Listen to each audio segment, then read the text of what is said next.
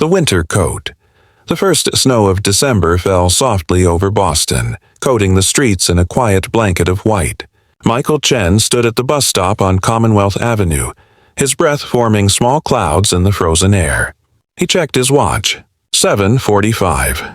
The bus was late again. He worked as a maintenance supervisor at an office building downtown. Nothing fancy, but honest work that paid the bills and kept him busy. His shift ended at 7, and he always took the same bus home to his small apartment in Allston. Tonight, the cold bit harder than usual. The wind swept down the avenue, carrying tiny crystals of ice that stung his cheeks. Michael pulled his worn jacket tighter around himself and stamped his feet to keep the blood flowing. That's when he noticed her. A woman sat on the bench at the far end of the bus stop. She wore a thin blazer over a professional dress, completely unsuitable for the weather. Her arms were wrapped tightly around herself, and even from several feet away, Michael could see her shivering. She had blonde hair that fell past her shoulders, now dusted with snowflakes. Her face was turned away from him, staring down the empty street as if willing the bus to appear. But what struck Michael most was how still she sat, despite the violent trembling of her body. There was something almost stubborn about it, as if she refused to acknowledge her own discomfort. Michael hesitated.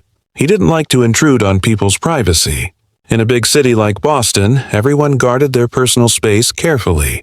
But the woman was clearly freezing, and the bus schedule on the digital display had just updated. Delayed 20 minutes. He took a breath and walked over to her. "Excuse me," he said gently. "Are you all right?" The woman turned to look at him. She had striking green eyes, red-rimmed from the cold. For a moment, she seemed surprised that anyone had spoken to her at all. "I'm fine," she said, but her teeth chattered as she spoke. "Thank you." Michael noticed her hands. They were pale, almost blue at the fingertips. She wasn't wearing gloves. "The bus is running 20 minutes late," he said. "That's 20 more minutes in this cold. Please, take my jacket." He was already shrugging it off as he spoke. Underneath, he wore a thick flannel shirt and a thermal undershirt. He'd be cold, certainly, but he wouldn't freeze. "No, I couldn't," the woman protested. "You'll be freezing." "I'm dressed for it," Michael lied with a small smile. "You're not. Please, I insist." He held out the jacket, an old navy blue parka that had seen better days. There was a small tear in one pocket that his mother had sewn up years ago, back when she was still alive. The woman looked at the jacket, then at Michael's face, searching for something. Whatever she saw there must have convinced her, because she slowly reached out and took it. "Thank you," she said quietly. "That's very kind." She slipped the jacket over her shoulders. It was far too big for her, drowning her slim frame, but she pulled it close around herself with visible relief. The shivering began to subside. Michael sat down on the other end of the bench, giving her space. He could already feel the cold seeping through his flannel shirt, but seeing her warm up made it worthwhile. They sat in silence for a few minutes. The snow continued to fall, heavier now, muffling the sounds of the city. A few cars passed by, their headlights cutting through the white curtain. "I'm Emily, by the way," the woman said suddenly. "Emily Walsh." "Michael Chen," he replied. "Nice to meet you, Emily, even if it's under freezing circumstances." She smiled at that, a real smile that reached her eyes. "Yes, well, not my smartest decision, dressing like this today. I left my coat at the office. I was in such a hurry to leave that I didn't even think about it." "Long day?" Michael asked. Emily laughed, but there was no humor in it. "You could say that. The longest. I needed to get out of there. To breathe. To remember what it feels like to be a normal person waiting for a bus." Michael thought about asking what she meant, but something in her voice made him hold back. Instead, he said, "I know that feeling. Sometimes you just need to step away from everything, even if it means freezing at a bus stop." "Exactly," Emily said. She turned to look at him properly for the first time. "You understand, they talked then about small things. The snow, the unreliable buses, the way the city looked different under a white blanket." Emily asked about his work, and he told her about the building he maintained, about the satisfaction of fixing something broken, of keeping the machinery running smoothly. "There's something honest about that kind of work," Emily said thoughtfully. You see a problem, you fix it. The results are immediate and tangible. What do you do? Michael asked. Emily was quiet for a moment. I work in an office building downtown. Administrative work, mostly.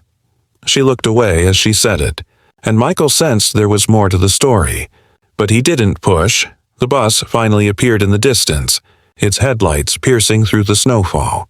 They both stood up, and Emily started to take off the jacket. "Keep it," Michael said, "at least until you get home." "But how will I return it to you?" Emily asked. Michael smiled. "I take this bus every night. Same stop, same time. Well, usually, when the buses aren't delayed." Emily looked at him for a long moment, and Michael saw something shift in her expression. A decision being made. "Tomorrow night, then," she said. "I'll bring it back to you." 7 o'clock? 7 o'clock, Michael agreed. The bus pulled up and they climbed aboard together. Emily sat near the front while Michael moved toward the back, giving her space. Through the window, he watched the city slide by, feeling the cold now that the adrenaline had worn off, but oddly content. The next evening, Michael arrived at the bus stop at 6:45, 15 minutes early. He felt foolish for it, like a teenager waiting for a date. She probably wouldn't even come. She'd leave the jacket with a security guard at her building, or mail it to Lost and Found, or simply keep it and forget about the stranger who'd given it to her. But at precisely 7 o'clock, Emily appeared.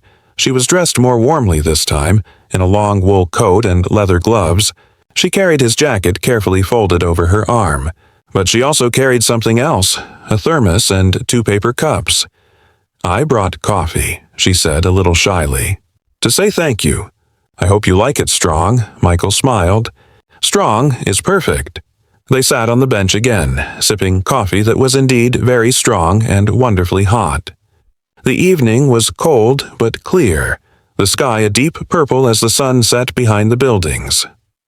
"I need to tell you something," Emily said after a while. "I wasn't entirely honest with you yesterday." Michael's heart sank a little. Here it comes, he thought, the husband, the boyfriend, the reason this couldn't be whatever he'd been hoping it might be. "I don't do administrative work," Emily continued. "I'm the CEO of Walsh Technologies. We're located in the building where you said you work, the Hancock Center." Michael blinked. He knew Walsh Technologies. Everyone in the building did. They occupied the top 15 floors. He'd never met the CEO, of course. People at his level didn't cross paths with executives like that. "You must think I'm ridiculous," Emily said quietly. "Running away from my own company, sitting at a bus stop in the freezing cold because I couldn't face calling my driver." "No," Michael said honestly. "I think you're human. Everyone needs to escape sometimes, even CEOs. Especially CEOs, probably." Emily looked at him, and there were tears in her eyes. "Do you know how long it's been since someone just gave me their jacket? Since someone saw me as a person who was cold, not as a position or a title or an opportunity?" Michael understood then, the loneliness in her voice, the way she'd been so stubbornly sitting there in the cold as if testing something, as if trying to remember what it felt like to be powerless, to need help, to be seen as simply human. "I see you, Emily," he said gently. Just Emily, the person who was cold at a bus stop. She smiled through her tears. "And I see you, Michael, the person who gave a stranger his jacket without asking for anything in return." The bus pulled up, but neither of them moved to board it. "There's a small cafe 2 blocks from here," Emily said. "Would you like to get dinner? My treat. And before you say anything, this has nothing to do with positions or titles. This is just 2 people who met at a bus stop, and I'd like to know you better." Michael stood and offered his hand to help her up. "I'd like that very much." They walked together into the snowy evening, leaving the bus stop behind. 2 people in a city of millions, brought together by kindness in the cold. Sometimes, Michael thought, the simplest gestures opened the most unexpected doors. The jacket hung over Emily's arm as they walked, no longer needed, but not yet returned. It would make its way back to Michael eventually, cleaned and mended, the small tear sewn up with professional care. But it would also make the journey back to Emily on cold winter nights, along with the man who had first offered it, building something warm between them that no winter could freeze. In the end, that's what the city needed most. Not grand gestures or dramatic rescues, but small acts of kindness between strangers. A jacket freely given. A cup of coffee gratefully shared. Two people seeing each other clearly in the midst of a snowfall, recognizing something real and worth holding on to. The snow continued to fall over Boston, soft and endless, covering everything in quiet white. And somewhere in that vast, cold city, warmth was being kindled, one simple gesture at a time.